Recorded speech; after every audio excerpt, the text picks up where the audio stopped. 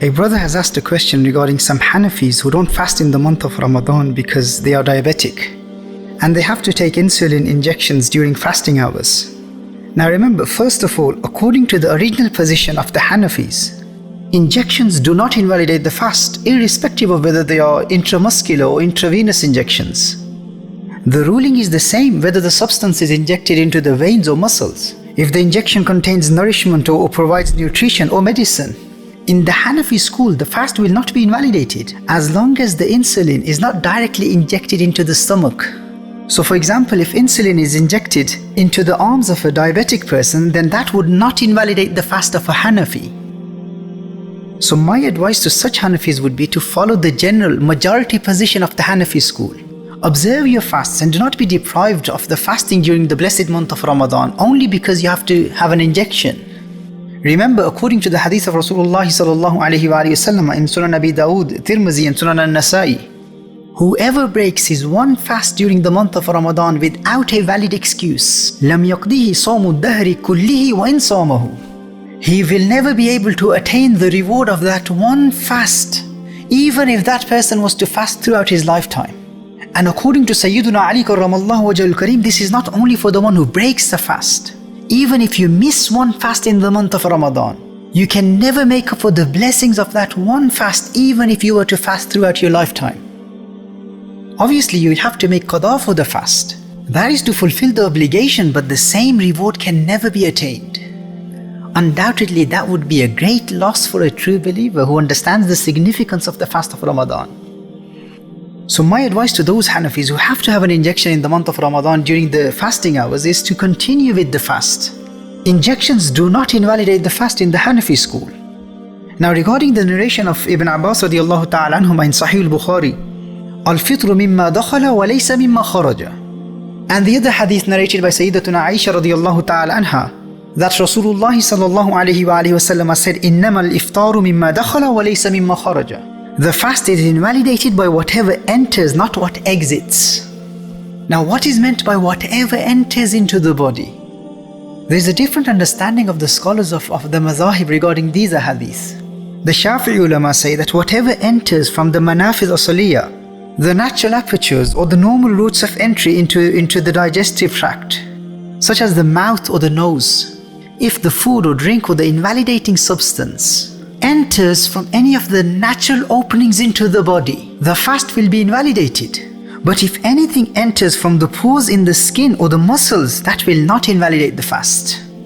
And if the substance, the food or the medication is delivered directly into the bloodstream by being injected into the veins, regarding such intravenous injections, there are two valid positions of the Shafi'i ulama.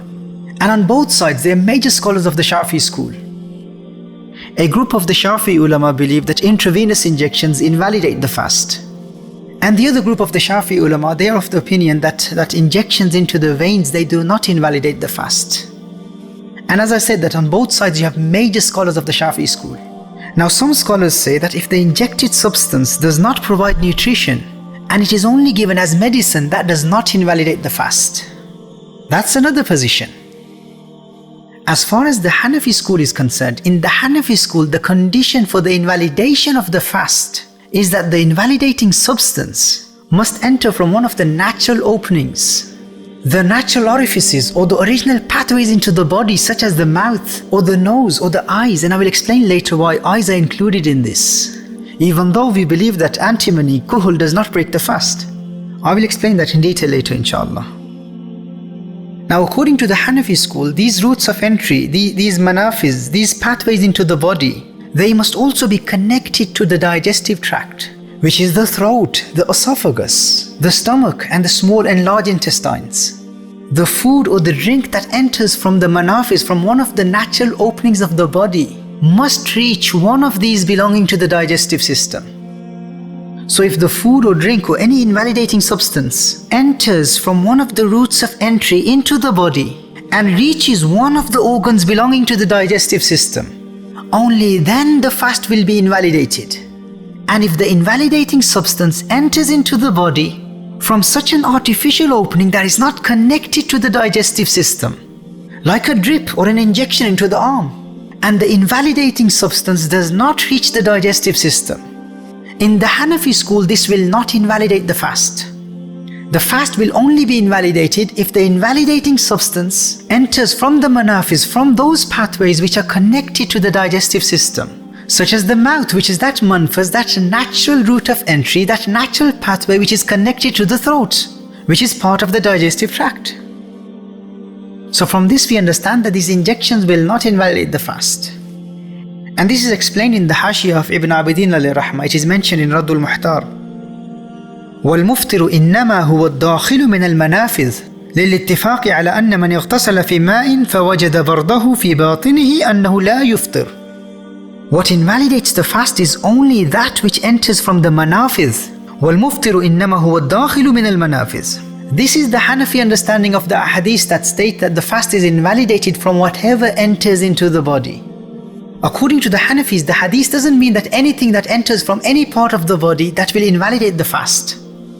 Otherwise, if one rubs oil on the body, that also enters into the body from the masamat. The oil enters into the body from the pores in the skin. And it also gives energy to the body, but the application of oil unanimously does not break the fast.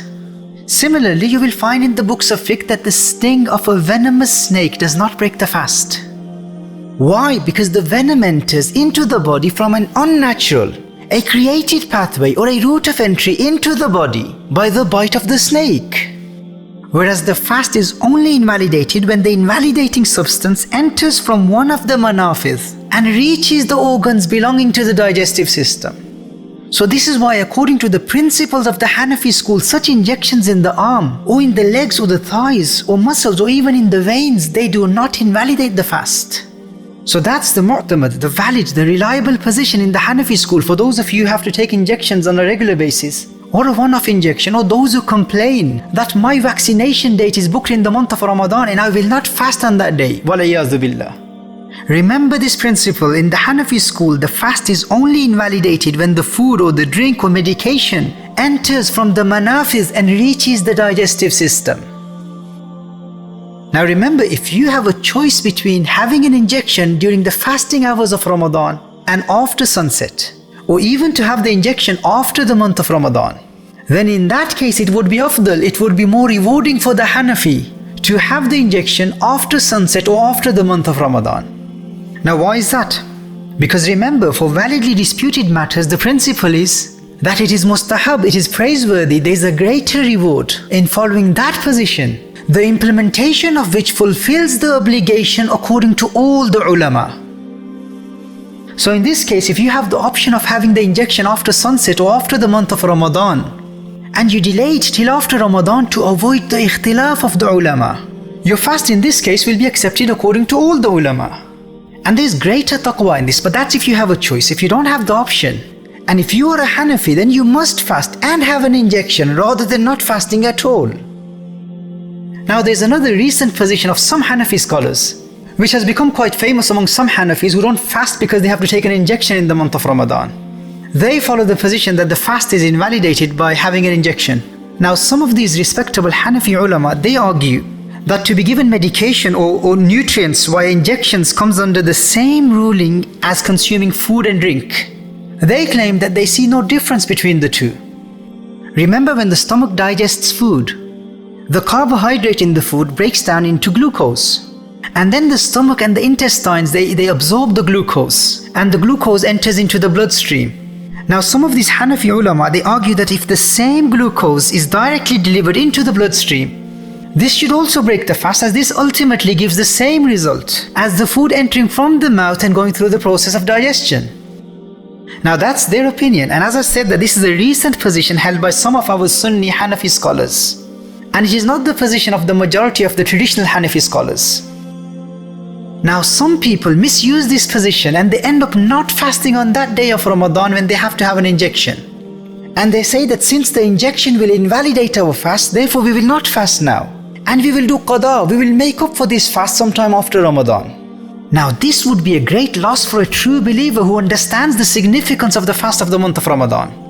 Remember, I want to make one point very clear. Obviously, we will never permit people to take an injection or a drip for nourishment or just to gain some energy. That defeats the purpose of Sawm. But if someone has a medical reason or any other valid excuse to have an injection, then that need should not deprive that person from the blessings of the fasts of the month of Ramadan. Even if that Hanafi followed the opinion that injections invalidate the fast. In these circumstances, such a person should follow the original Mu'tamad position of the Hanafi school. This person should observe Sawm, this person should fast, and in this case the injection will not invalidate the fast. And out of respect for the other position, this person should do one qaza, one fast of qaza for the day he was given an injection in the month of Ramadan. And there is no expiation, there is no kafara required for this. This would be closer to taqwa for such people, rather than not fasting at all on that day of Ramadan when it is necessary for them to have an injection. And I recommend this only for those Hanafis who have adopted and accepted this as a reliable position in the Hanafi school, that their fast will be invalidated by having an injection. However, those who follow the original position of the Hanafi school, that the fast is not invalidated by drips and injections, they don't have to make qaza or kafara, because their fast is valid according to the actual majority position of the Hanafi school.